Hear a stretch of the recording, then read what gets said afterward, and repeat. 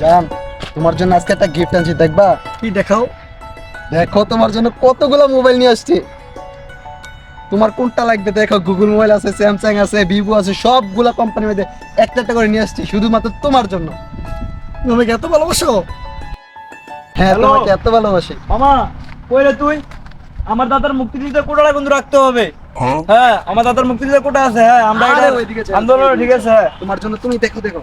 হ্যাঁ হ্যাঁ, ঠিক আছে। মোবাইলটা দাও। আমার দাদার মুক্তিযোদ্ধা, মুক্তিযোদ্ধা ওনার উপর আর কিছু হয় না, ওনার কোটা আছে, এর উপরে কি লাগে? ফোন সমস্যা নাই, এরকম ফোন আমরা আরো অনেক আসবো যাইবো, টাকা থাকলে এই ফোন কিছু না, ঠিক আছে।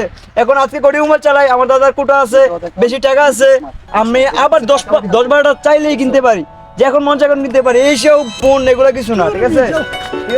চলো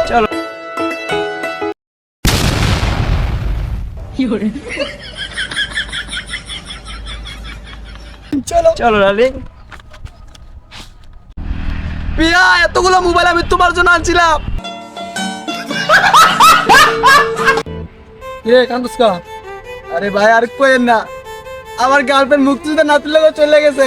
তোর আমি আগেই কইছিলাম চল রাজপথে, চল আন্দোলনটা করি, মুক্তিযোদ্ধার মুক্তি মারি, কিন্তু তুই কি করলি? তুই তো গেলি না। তুই করলি আমি কি চাকরি বাকরি করলাম নাকি?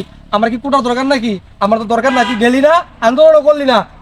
তোমার প্রেমিকারে মুক্তিযোদ্ধার লাতে পুটকি মেরে লেগে গেছে, এখন তুমি ওগা মারা খাবো। ভাই চলেন আন্দোলন করবো। আন্দোলন হবে। উঠেছে ছাত্র জনতা, দাও ফিরিয়ে দাও আমার স্বাধীনতা, জেগে উঠেছে ছাত্র জনতা।